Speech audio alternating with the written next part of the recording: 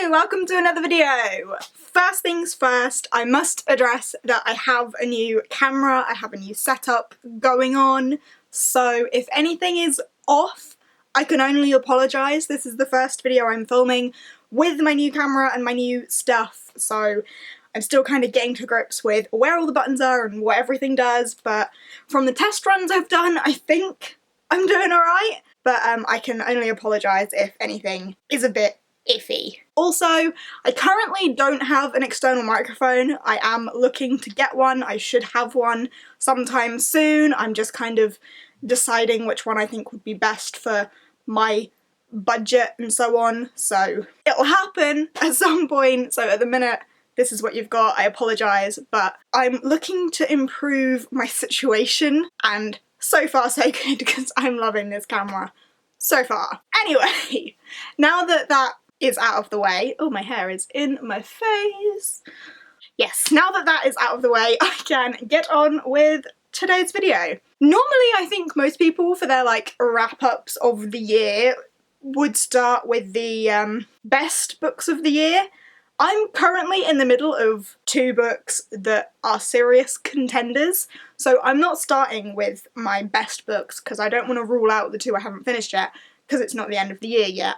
So I'm going with the worst books of the year first because the two I'm reading definitely won't be in this top 5 or bottom 5, so it makes sense to do this first. Yeah, 5. I've just said I'm going to do them in 5s. I'm going to do bottom 5, top 5 and other series of 5s because I'm not going to do 17. I don't read enough books to do 17 of 17, do you know what I mean? So 5 is good for me. I will stick with 5. So we have the 5 books I've read this year that I have enjoyed the least. And I'm going to go from the one I've enjoyed the most down to the one I've enjoyed the least. So I'll save the worst till last. Does that make sense? I hope so. So, first up on my 5 worst books of the year, I feel I need to just kind of explain that although this is on here, I didn't hate this book. It's just one that I kind of forget that I've read and didn't find it that good. I mean, I gave it 3 stars, which isn't terrible, but it's one of the lower ratings I've given this year. I haven't given that many low ratings. And of the 3-star ratings I've given, this is one that I constantly forget I've read, and it means nothing to me. And that is Daughter of the Burning City by Amanda Foody. I feel like there's going to be people out there that are like, oh my god, that book was so good. And I can understand why people would think that this book was good. And if you're one of the people that really enjoyed this, then I apologise that we differ in opinion. But, as I say, 3 stars, it wasn't terrible. I just forget about it constantly. It wasn't memorable. Nothing about this do I find intriguing. I think it's a standalone, which is good, because if it was part of a series, I wouldn't read the next one. It's just not stood out to me. I read this as a buddy read with Jess, and it took us ages to get into the beginning of it, because the writing style was a bit abnormal, I suppose, and it just wasn't for me. And yeah, I mean, as I say, 3 stars. It wasn't the worst book I've ever read. That's coming up. But it was one of the least memorable, least special books of the year. Next up is another 3-star rating for me. I only gave, the next 3 are lower, but I only gave 3 books this year lower than a 3-star rating, which is really surprising. But this one is one I've spoken about a fair few times. I think people are familiar with the fact that I didn't particularly enjoy it, and that is Crown of Midnight by Sarah J. Maas. Again, I feel like this is going to be the sort of book where people say, how can that be one of your worst books of the year? It couldn't have been that bad. And if you think that, then again, I apologise for our differing opinions. This book annoyed me. Everything about this book irritated me. It took me far too long to read a tiny little book. I wasn't into it, didn't enjoy the characters, didn't enjoy the plotline. Like, what even was the plotline of this book? I can't remember. Nah. The next one, Heir of Fire, was so much better, and it just leaves me thinking that this book wasn't necessary, it just annoyed me. So it has to be on this list. But again, I gave it 3 stars, not the worst rating in the universe, but memorably one I didn't enjoy. Next, we move on to a 2-star rating.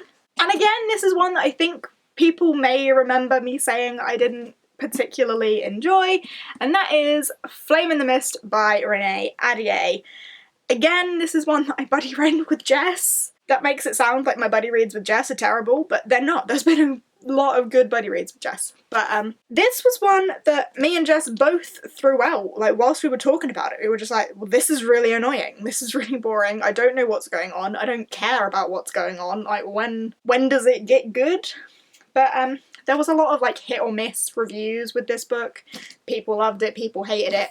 I saw a lot more people with negative opinions than good opinions of this book, and I fall into the category of negative opinions on this book. It wasn't great. It was advertised as a Mulan retelling, and the only thing similar about this and Mulan is that it's about an Asian female dressing up as a boy.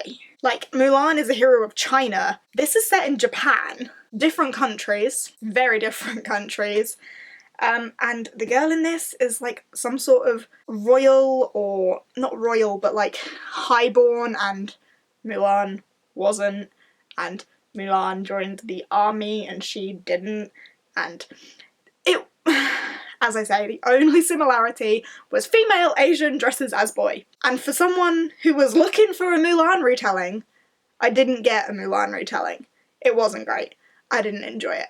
My hair keeps falling in my face. So yeah, this was a 2-star for me. I have done a full book babble on it. If you fancy going to check that out, I might link it, I might not. I'll see if I remember. But it's about if you care for more in-depth opinions on this one. The next book I have on this list is like almost a joke. I read it purely because I was having like a mid-year crisis of, oh my god, I'm never gonna reach my Goodreads goal. I need something quick that I can just fly through to add to my Goodreads goal. Turns out I didn't need to, because I'm ahead of my Goodreads goal and I still am on target to finish another 2. So I didn't even need to read this. It was a massive waste of everyone's time. And that is The Scrapbook of My Life by Alfie Days. Why did I read this? Why do I own this? What happened? I'll tell you what happened. It was a gift. It was on my shelf. I knew that it was written in this like handwriting. Half the pages are blank. I flew through it in like a couple of evenings, just flew through it really. That's why I read it and how I acquired it. It wasn't good. It wasn't good. I mean, for someone who is a fan of Alfie, then they would obviously enjoy it a lot more than I did. I watch his vlogs on the odd occasion, but not really. Like, I know who he is and what he does, but I don't really care for him. I don't know what happened, but this wasn't a good book and I didn't enjoy it. So probably the most pointless read of the year that I didn't enjoy. Now for the 5th book on my list, the book you've all been waiting for if you're familiar with me in the slightest. I'll give you 5 seconds to pop in the comments what this is going to be before you see it. Ready?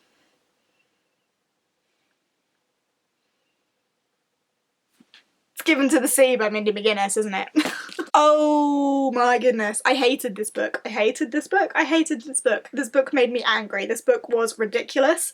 There was so much going on in this book that didn't need to be going on in this book. There were so many characters in this book that made everything confusing. Too many points of view.